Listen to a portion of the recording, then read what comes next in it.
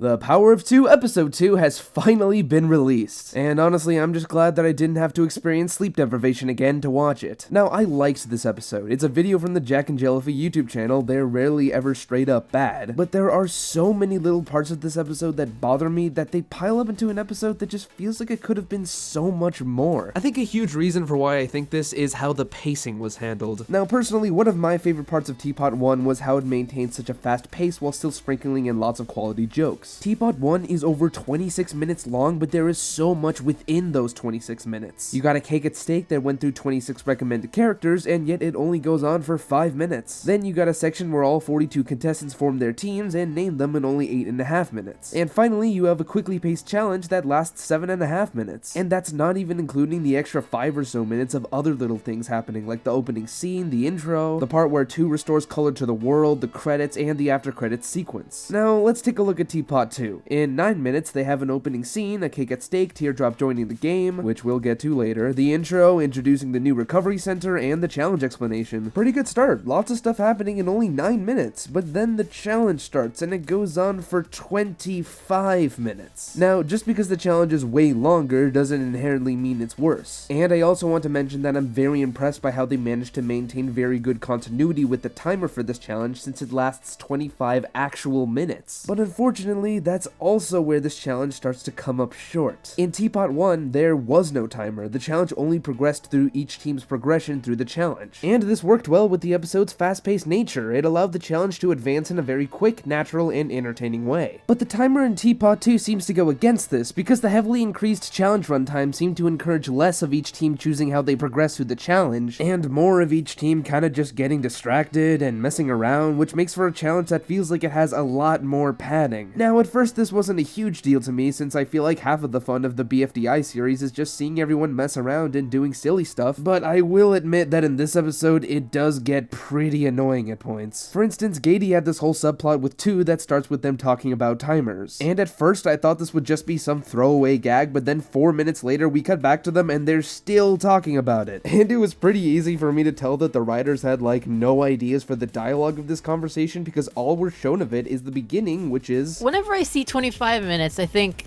why not 30 minutes? You know what I mean? Now that you mention it, it does feel a little weird. I wonder why. Well, I have a couple theories, actually. Like, for instance, the most basic reason. And the conclusion of it, which is... So basically, it's got something to do with numbers. That is literally all we hear of the subject before they start talking about 2's life problems. Alright, I don't always hate it when a pointless conversation happens in the BFDI series. There were even some ultimately pointless conversations in this episode that I really liked. But it's so painfully obvious that this conversation only existed for them to transition into talking about 2. Which is fine, I guess, but then why not just have them talk about that from the start? Would it really have been that hard to just have 2 be a little off during the elimination, have Gady notice their struggle, and let that be how they start talking about it? But what bothers me even more is that when they actually start talking about 2's problems, there are some weird bits of dialogue that make it feel super cobbled together and unnatural. First off, listen to what 2 says here. I'm trying to say that I don't know what I really want to be. Besides green,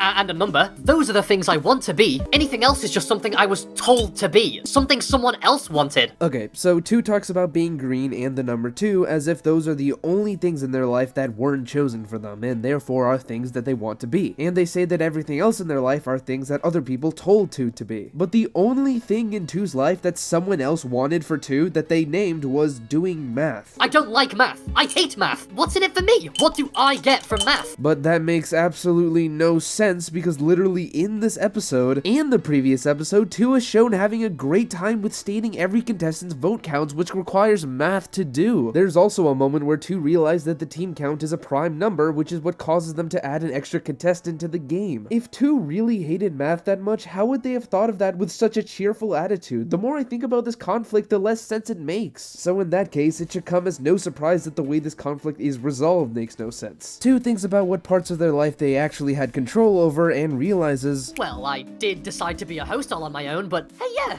I guess I did. and that's how it ends. Did 2 really need to talk to Gady for like 6.5 minutes to realize that 2 decided to host a show all on their own as they were hosting it? Okay, so let's recap what this conversation accomplished. Gady and 2 talk about 2's desire to choose what they do in life on their own, even though barely anything in 2's life was chosen for them, and then 2 realizes that they chose to be a show host all on their own. Great, what a pointless waste of time. Why did Gady need to be part of this conversation again? She didn't really do much to help 2 come to that realization. All she did was list off things that she chose to do on her own, like being the color periwinkle and choosing to be a girl. And to me, it felt like the main reason Gady was used in this moment was so she could reveal that she's transgender, which is fine, I guess, but even that was weirdly handled. Look at this. I like being green, And I like being periwinkle. and I like being a number.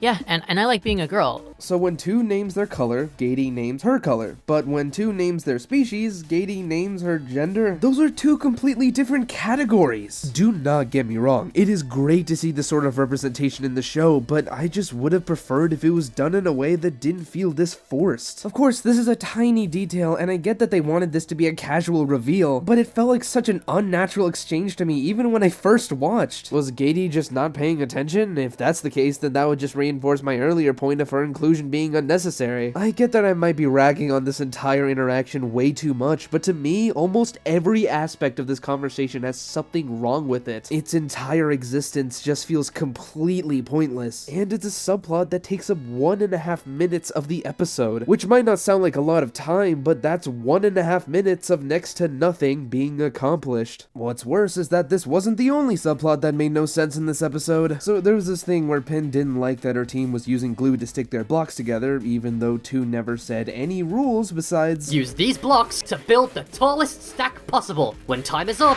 whoever has the shortest stack of blocks loses. Where did this over-obsession with not cheating come from? She had no problem with using Clock's hands in BFB 3, even though that got them an instant win, and she was perfectly fine with using X's basket to protect her team's eyes in BFB 6, even though it kept her team safe for almost the entire challenge. But that's not even my biggest issue. Once Coiny tells Pin that gluing shouldn't be a problem, she goes to ask 2 if it's considered cheating. But once she's able to actually talk to 2, she doesn't even ask them. Gady just randomly sides with her for some reason. I have no idea why. Even Gady herself didn't know why. Why are you arguing against your own team in the first place?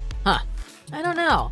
I guess I'll stop then. I'm doing it because I know it's wrong. No, you actually don't. Pin never ended up asking 2 if gluing together blocks was cheating. And what's really funny to me is that once Gady sees how much this cheating has helped the team, she then says, I just don't see the problem anymore. If it's not against the rules, I feel pretty okay with it. then why were you against this in the first place? You never confirmed that it was against the rules. This whole subplot is so pointless. And it went on for 2.5 minutes. Add that to the 1.5 minutes of the weird Gady and 2 subplot, and that's over 11% of the episode that's taken up by what feels like pointless filler. That's a pretty considerable amount, and a far cry from TPOT 1, which had little to no filler. It makes for an episode that has substantially worse pacing than the first. But to be fair, I will admit that the other 89% of the episode is filled with tons of cool stuff. I really liked how some subplots inadvertently affect other subplots later on, like the gun that falls from Cloudy's sack of stuff is later on used by Teardrop. The pile of batteries that Robot Flower retrieves due to her glitch is later on used by Deathpack to recharge a remote. The paperclip that Marker plays with in the opening scene is later on used in an attempt to save their stack and is what ends up fixing Robot Flower. The banana that Bommy throws in a fit of rage is later on what kills Teardrop. A lot of care was put into having these little details affect each other. It makes the narrative feel much more cohesive. This episode is also just stuffed with straight up enjoyable moments. The opening scene was pretty funny. I especially liked the thought bubble gag with Cloudy, and it really made me sad about Pie's elimination. She really has gotten a lot funnier throughout the series. Poor Black Hole really had a tough time in this episode. The title is no joke, but I'd be lying if I said that it wasn't at least a little enjoyable to see a strife. Something about Belle's voice actress screaming, I'm gonna kill you! just fills my heart with so much joy. Although I do have more to say on this topic that we'll get to later on, I really loved Teardrop in this episode. Pretty much everything she did was fun and interesting. Her on-the-fly thinking and just all-around cool demeanor was a huge highlight for me. Belle getting tangled around Team 8's tower and wreaking havoc on everyone else's towers, while predictable, was hilariously fun to watch. Golf Ball's journey to find the perfect stacking formation, the what are you gonna do about it gag, Needle's epic agility, the battle between Deathpact and Teardrop, Pillow's casual actual psychosis. Like I said, this is still a video from the Jack and Jellyfy YouTube channel and an episode from the BFDI series, no less. There's bound to be something you like here. I honestly grew to appreciate more parts of the episode the more I rewatched it, but I also started to notice more issues the more I rewatched it. Now, like I said earlier, I seriously enjoyed watching Teardrop this episode, but I'm ultimately mixed on her inclusion. On one hand, she was great fun to watch, but on the other hand, you probably know what I'm gonna say. We have 42 contestants, only one gets eliminated every episode, the show ends when there's only one contestant remaining, and this one episode took over 17 months to make. I mean, come on, at this rate we'd be lucky if the show took under 50 years to finish. More contestants is the absolute last thing the show needs. And it's not like Teardrop was required in order to have more things happen in the challenge, especially considering the amount of neglected characters in the episode. Ice Cube died 5 minutes into the challenge and never did anything else in true Ice Cube fashion. Book and Nickel didn't do much besides talk to each other during the challenge, and Golf Ball hogged up most of the screen time from her team, leaving Puffball, Fries, and Tennis Ball barely anything to do. I think we could use something to help cut down the contestant count faster. I'd be okay with whatever they do. Have multiple teams per cake at stake, have some contestants leave if they want. I mean, split the show again if you have to. A friend of mine said that as a joke, but it's really not sounding like that bad of an idea now. Anyway, back to the actual episode. Another issue that got more and more noticeable as I rewatched was the animation inconsistency. I never thought TPOT 1's animation was that consistent. I did notice some changes here and there, but I noticed TPOT 2's animation changes more than ever before. Of course, I never hated how it looked. In fact, I really liked the visual flair of some of the moments, but there were plenty of points in the episode that made me go, yep, this is a different animator. And this is especially true for Carrie scenes. I'm not really a fan of how they look, and they really stick out like a sore thumb when compared to the rest of the animation. They do have some charm to them, but I can't get behind the scribbly arms and faces, the movements never feeling quite right, or the way some of the mouths try to replicate the original BFDI mouths. But all in all, I definitely wouldn't say the episode looks bad, it just has a more unpolished presentation in comparison. Now, the animation didn't bother me a whole lot, but something that really did bother me was the whole strongest team on Earth subplot. I liked how the writers tried to make it feel like almost everyone in the team did something wrong, which made their loss in the challenge feel more like a failure of their own doing. But when you really analyze everything that happened to them, you start to realize that their loss was pretty artificial and dumb. Like when Eggy tells her team that someone should knock over the other team's stacks, she tells Belle to do it. The only one on their team that allowed them to quickly reach the top of their stack. Why not choose Snowball? He straight up volunteered for the role. You would think that if she really hated him that much, she'd assign that role to him just so he could go away. But no, send away your most valuable asset to knock over other stacks. Surely nothing troublesome will come from this. Oh, would you look at that? I don't think we've ever seen Eggy exhibit this much stupidity before, but I don't think she should feel too bad because I think Basketball has got her beat. So when Basketball runs off to try and fix Robot Flower, she tells Eggy to look after everyone while she's gone. And after Teardrop dies, Eggy momentarily leaves her team unattended to recover her. And right when both Eggy and Basketball return to the team, the rest of the team says that Eggy left them without telling anyone. Which, yeah, it was pretty stupid of her to just abandon her team without saying anything, but nothing bad happened to them while she was gone. Why are they so angry at her? It's not like she was helping them that much to begin with. Then Basketball starts freaking out at her, saying that she should have never trusted her with this, which, yeah, it was a dumb idea to forcefully assign Eggy to look after everyone without even asking if it was okay. So even if there was an actual problem here, wouldn't it be Basketball's fault since she's pretty much the leader? But when Eggy says that she wasn't prepared for Basketball to dump all of her leadership responsibilities onto her, Basketball gets upset and starts to ask, since when was I the leader?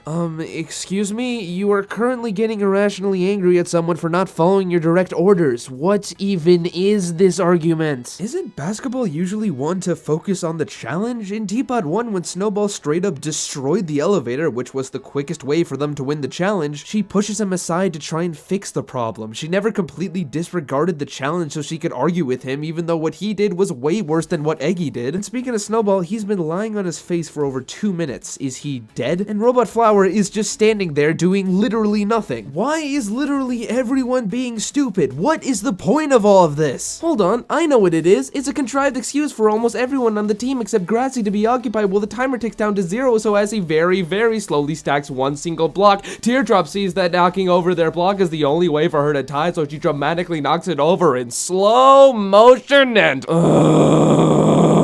It's just kind of dumb.